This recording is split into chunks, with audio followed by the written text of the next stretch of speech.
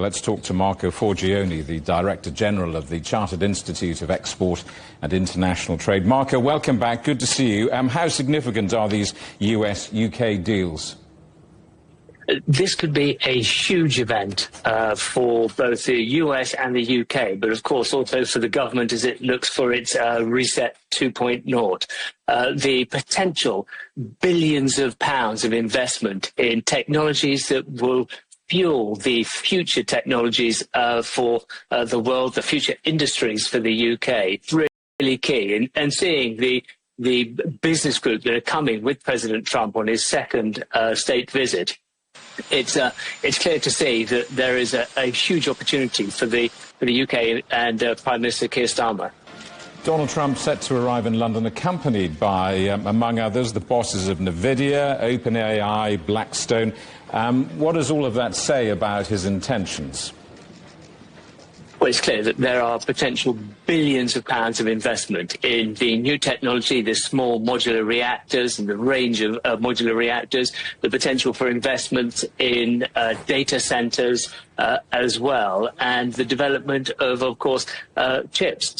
So we anticipate great news here, and it's news about investments in areas of the UK that desperately need it. You know, investment in tea, potentially investment around Nottinghamshire and in the Thames Gateway.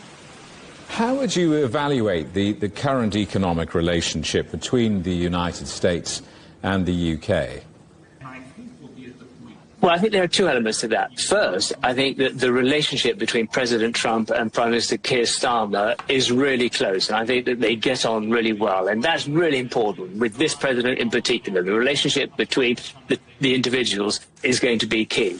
With regards to the economics of this, I think the investment that's being proposed, being talked about, could really turbo boost the UK as it looks to deliver on both its industrial strategy and its trade strategy, focused on transforming the UK economy, making it fit for future industry. I'm just wondering, if you're sitting in Paris or Berlin or Brussels and you're watching President Trump's state visit to the United Kingdom, I mean, how might this visit and its potential outcome impact both countries' relationships with Europe and their other international partners? Well, look, the reality is, from all the conversations we've had with colleagues in France and in Germany, it's clear that the EU is smarting a bit from the trade agreement that the UK managed to reach with the US with regards to the tariffs, which gives the UK a significant competitive advantage with regards to tariffs. So I think that they'll be looking at what's being discussed, what's announced this week, and seeing what they can do to try and position themselves to attract that much-needed investment. What's your take on the sacking of the UK's ambassador to Washington, Peter Mandelson, who presumably was one of the architects of the relationship with President Trump and also one of the key figures behind this visit? I don't think you can talk about what's happened with Lord Mandelson without recognising the terrible trauma of the young women and girls that were affected by Jeffrey Epstein.